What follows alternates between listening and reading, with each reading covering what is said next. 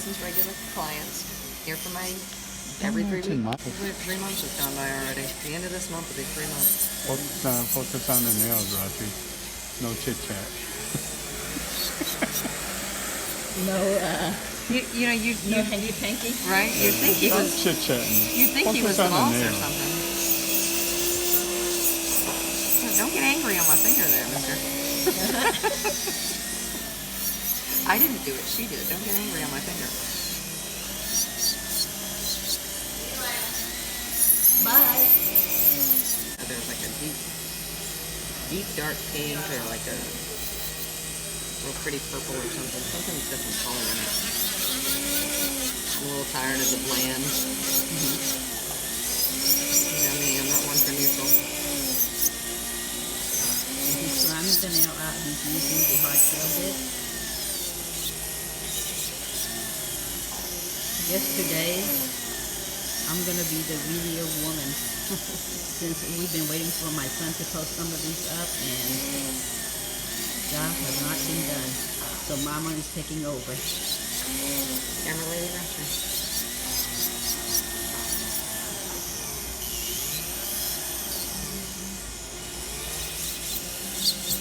So what he's doing, he's grinding down pretty thin. So that way, when it's time for him to wrap it up, it will just literally melt it off.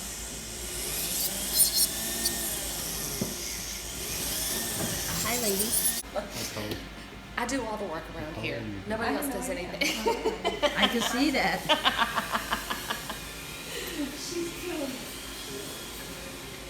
Angel, I like your shirt. Wait, is that Alabama? What if she has like the dark red on, but we take it off, we do that, but she's getting a light pink, like a really sheer pink.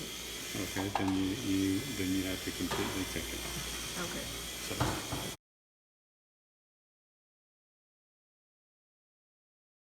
Number 2.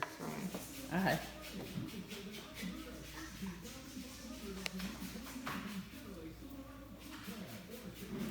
Yeah, he had to go work on his motorcycle today.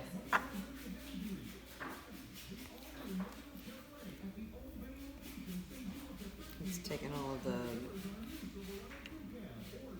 red plastic pieces off of his motorcycle and repainting them black. What's going on with the red motorcycle? Well, years ago when we first bought it, I think we bought it brand new back in 2011, 2012. About 6 months after we got it, he actually laid it down in the street one night. It was during Tropical Storm Debbie. And he was driving home from work, and he went to downshift to a slower speed, and he let the clutch out too fast, and it kicked the back tire out from under him, and he laid it down flat on the ground, and the bike pinned his leg against the ground, skidded him across the pavement, and he almost got run over by a truck. Yeah, it was not good. I've never seen him look more terrified than he did that day in my life. So he fixed most of it. Like, he had broken off some lights, he broke off the back pegs, he scratched up some things, broke some plastic pieces, but this one big red piece has always had this, where they had sanded the scratches off. It's had this sanded spot on it forever because they didn't have the red to fix it. So rather than try to match the reds, he's just now going to, because he has the time to do it, take off all the red pieces and just repaint them all black. Because he can do it at work. I'm about to put top coat on her and then she's getting her eyebrows washed. He said no soap. No soap.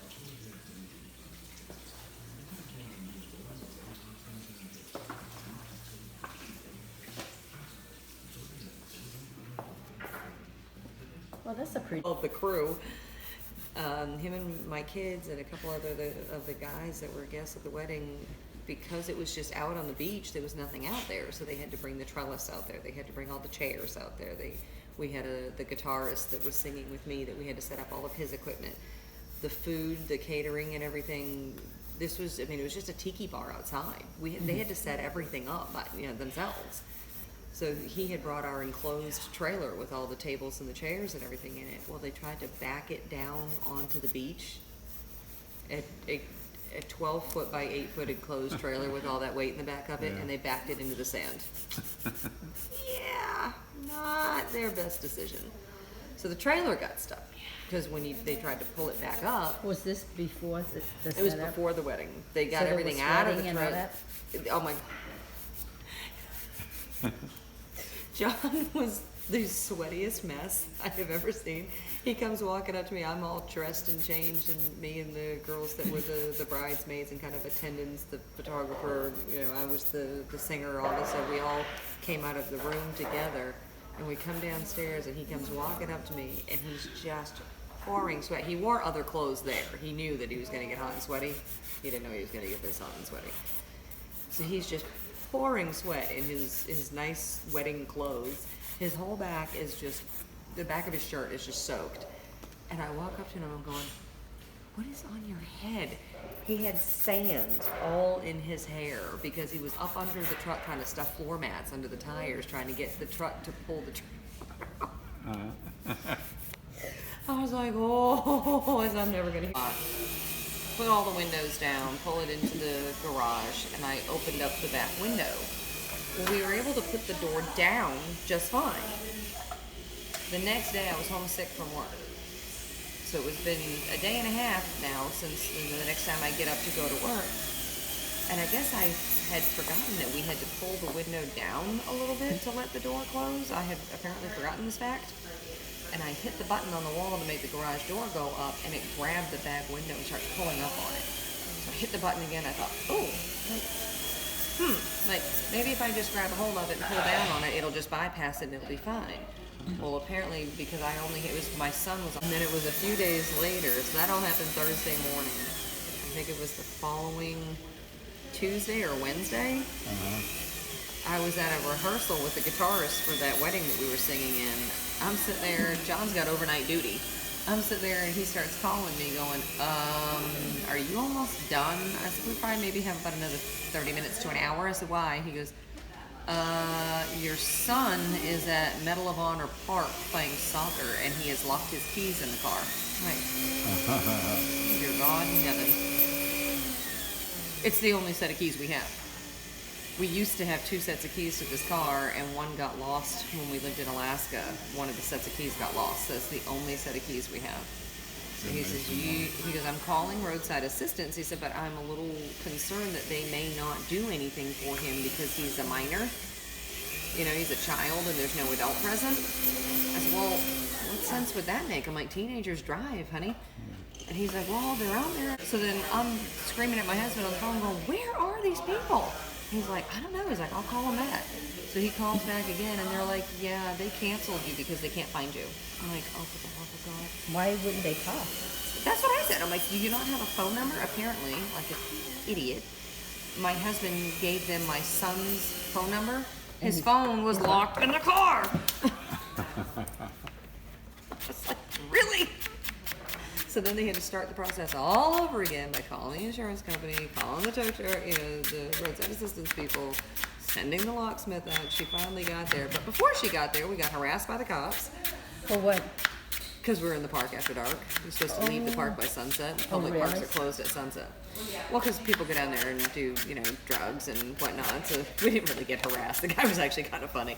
He comes up and he's like, park's closed.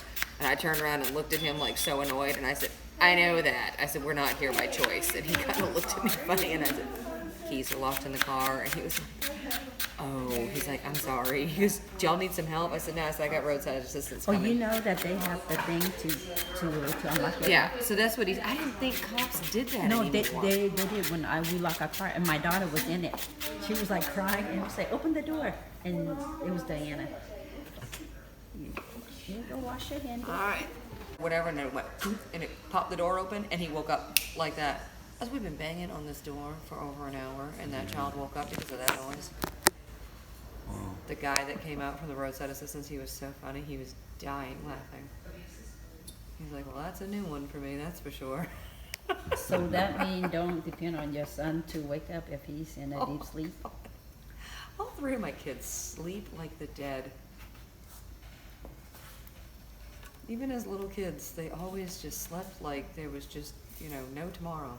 You could go in, pick them up, turn them around, flip them upside down.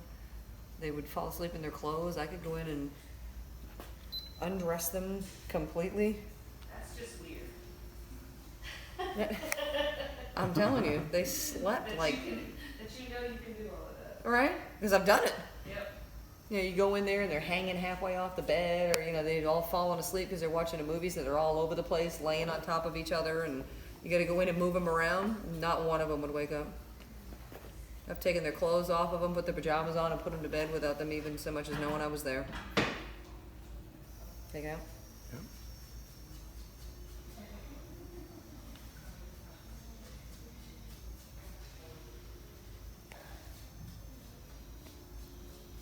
I think that's why my oldest one had such a hard time with wetting the bed at night until such a late age, because he just slept so hard, so sound that he wouldn't wake up for it. The middle one, we discovered that problem with him because he would have almost like a night terror in the middle of the night. Like he would wake up and just scream and scream and scream and stomp his feet on the floor with his eyes completely closed like he was totally asleep. And then all of a sudden he would pee all over the floor.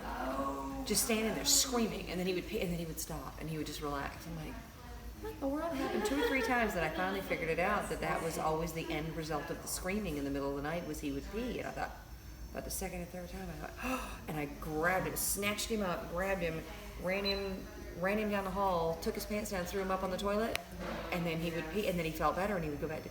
He just couldn't wake up. It was like he knew he had to get. I'd wake up to him standing in the middle of the bedroom, screaming. It was like he knew he had to go to the bathroom, but he was so sound asleep he couldn't find his way there. It's amplified. And then he grew out of it and stopped doing it. It was so strange. You just have to make sure he doesn't drink a lot of water. The oldest one we had the big problem with. The oldest one wet the bed. Oh Lord have mercy. Well into middle school. Really? Yeah, Not ours. in the middle school. I cut back their Oh, I whatever they did. were drinking. I did. I mean, the last thing he was allowed to drink was something, you know, with dinner. It was very small. There was never any caffeine, no sugar, water or milk only. Made sure he went to bed, you know, went to the bathroom before he went to bed. I actually would get up in the middle of the night and wake him up in the middle of the night and take him to the bathroom. Nothing worked. Nothing worked. And then all of a sudden he hit middle school, and it was like he just kind of grew out of it, and that was the end of it. But I mean, it was every single night of the week. This wasn't like an occasional thing. It was every day. It was just so strange. And the doctors couldn't figure out why, and really had no solution for us. They were like, once he's out of middle school, if he's still doing it, then we may have to, you know, get invasive with some studies or something. They said, but other than that, we don't really know what to do. Put this back in later, okay? After the light turns on. Okay.